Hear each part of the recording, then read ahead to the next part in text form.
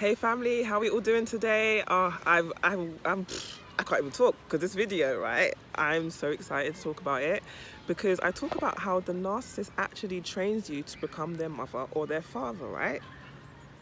Again, as you know, I always start off with what happened with me, just so you guys can understand why I'm saying what I'm saying, because obviously it's through experience, right? So how it started was the narcissist wanted to move in with me very badly. This is probably about 4, 5, probably let's just say 6 years into the relationship, right? And he wanted me to move in, but I thought it was like the next step as a couple, right? You're in a relationship, you move in before the marriage and the kids and all that kind of stuff, right? So we move in, and let's just get to the nitty-gritty of it all. He literally tried to turn me into his mother. He wanted me to cook all the same meals she cooks. He wanted me to do everything, even towards the end of the relationship when he cheated on me, and he purposely let me find out. And I said to him, like, why did you do this? And he said, oh, he wasn't giving me any intimacy. Oh my God, please don't tell me that's a rat, I'm so scared. He wasn't giving me any intimacy. And then I said, all right, I'm gone. And he said, oh, look how quick you are to give up. My dad cheated on my mum 3 times and she took him back. And I was like, huh? What? I am not that weak bitch. I am not that weak woman. I am not, huh? At the time, I had no self-esteem, but I knew the qualities that I had within. I didn't feel like my looks were good, but I knew I was a nice, kind, I'm an empath, so we know we're valuable, right? There's not many of us left. So I knew what I bring to the table inside. I'm kind, loving, generous, I'll put you first. I knew that another man would want that. So I said to him, you know what? Your trash is another man's treasure. Trust me, yeah? And he, oh, you're giving up. You're weak. You're giving up. My mum took my dad back 3 times. Yeah, this is the point now where I expose your ass, because this channel's about exposing. Okay, I'm exposing. Your dad cheated on your mum. Okay, I don't really know the logistics of it all, but he had 2 girls. He had two daughters out of the cheating. And he still left your mum for another woman. So your dad gave your mum 5 kids and still left because the mum is a narc. Somebody told me that the dad's a narc too, but I don't really know. Okay, it's a bit weird, but I don't know. The mum for sure I know is a narc. Okay, the mum's a narc. He had 5 kids with her and left. Like, I'm not your mum. So he tried to make me clean and cook, and he trained me like a slave to look after him. Even to a point, his mum has OCD with the house. The house has to be spotless. But bearing in mind, she's not cleaning. Deep that. I'll say it again. She has OCD, but she doesn't clean. She uses her kids as slaves to clean her 5-bedroom large house. So he felt like I should be doing exactly the same thing. I should be cleaning and cooking and looking after our child whilst he goes out there and does God knows what. Goes out cheating until 2 in the morning, and I must stay up and wait for him because his other friends' girlfriends wait up for him. Listen to him talk about himself from 2 a.m. to 4 a.m. every single bloody night, to then go to sleep and wake up at 7 o'clock to then do it all over again. I did that I don't know how long I did that. I did that for a very long time. And my skin, my eyes were so dark. Put it this way, I've just turned 30, right? A few months ago. Oh wait, hold on, we'll be in September. Last month I turned 30. I was looking 38 when I was 26 because of that, because I was stressed and just trying to make the narc happy. Making the narc happy will make you look old, will make you stressed. He's trying to turn you into his mother, okay? He's trying to make you, he's still on his mother's breast. His mum's still breastfeeding him. So if he's gonna leave his mum, he needs to leave for another mum. Yeah, it's incest. It's emotional incest. So he needs you to do everything. And that's what I remember one time he said to me, right, I was cooking eggs. And you know eggs smell like eggs, right? Because they're eggs. He said to me, my mum can cook eggs and it doesn't smell like egg. I said, good for her. Good for her.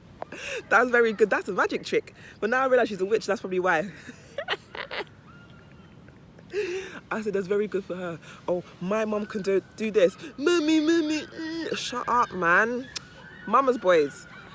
Narc men are mama's boys. Anyway.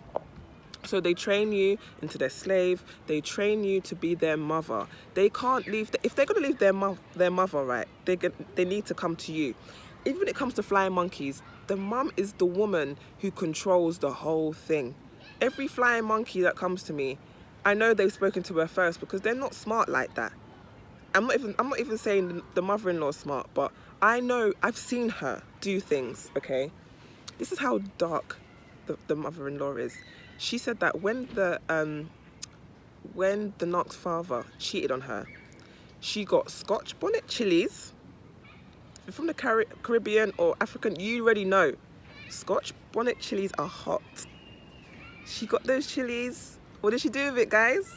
She rubbed it on his flannel rag, whatever you use, the cloth that he uses to wash himself with. She rubbed the chili on there, and then he wiped it on his genitals. And he started screaming, and she was laughing about it. She was laughing about it. So understand how dark and vicious this woman is. If you try and leave, she will do something to, you know. But going off topic again, he's used to that. So he would probably rather me put Scotch bonnet on his flannel and stay with him. That's what he's used to.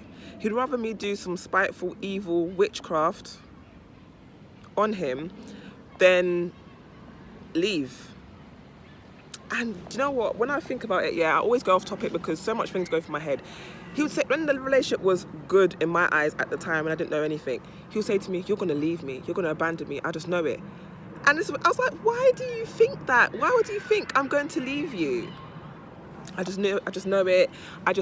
I just know you're going to leave me. And I was like, well, if you give me a reason to leave you, yeah, you're right, I will. But if you don't give me no reason, I won't leave you. Like, we've invested so much time into this relationship. And bearing in mind, guys, I didn't know I was being abused until I left.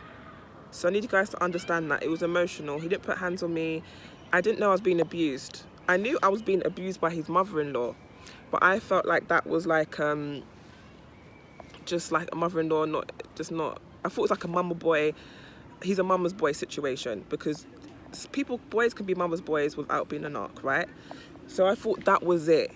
But then I realized it's a mess, guys. So the narc will try and make you their mum, or they will try and make you their dad. They will try and make you, if they try and make you the dad, they want you to listen to them and hold them when they cry. They would want you to just do everything. They want you to treat them like a princess, yeah, and fill that dad's space. You're not a father. You're not their father, should I say. And you're not their mother. So stuff really got dark and deep when I finally got pregnant and gave birth to my son. And I wasn't playing the mother role for him anymore. I was playing mother role for my actual son, right? And he didn't like it. And I started to see like jealousy towards my son, which is also his son. Started to feel jealousy. He was like, oh, you're always with the kid. What? Where else am I meant to be? What am I meant to be doing? Oh, you're always with the kid. You know, I was breastfeeding, and my kid is a very strong boy. Very big boy, very tall. So he had to have a lot of milk. So that means my son was constantly breastfeeding. So every 2 hours without fail, I couldn't go anywhere and do anything because he would be hungry. By the time I pump, you know, he's hungry again. So he didn't like the fact the kid's always with you, he's always on you. Like, I need you to. And the thing is, if I'm trying to put a baby to sleep, you can't be shouting and talking about how people hate you and this, that, and the other. So I was his mother until he got me pregnant and trapped me. And then I was my son's mother. That's when everything started going downhill. he's trying to do all these things for attention, you know, trying to argue with my family, trying to control my family. That's how crazy it is. Trying to control my family, when they can come to my house, when they can't come to my house. Like, it's absolutely insane. So I was his mother, and this sounds disgusting for me even say, oh, I can't even say it like that. I was the mother for him for about 8 years, then got pregnant, and yeah, then it was like, because then it was like, okay, you have to get a job now because I am providing for my son alone. You have to provide for the son. And then he didn't like it. But they don't like it because they're lazy. They don't want to do anything. They don't want to clean up. They don't want to go food shopping. They don't want to do actually anything. So just understand that if you are with the narc and there's no kids involved, you will be his mother. So the best thing to do is to find something healthy, which is not the narc. So if you like this video, please hit the like button, please comment and subscribe, and I will see you for my next video. Bye.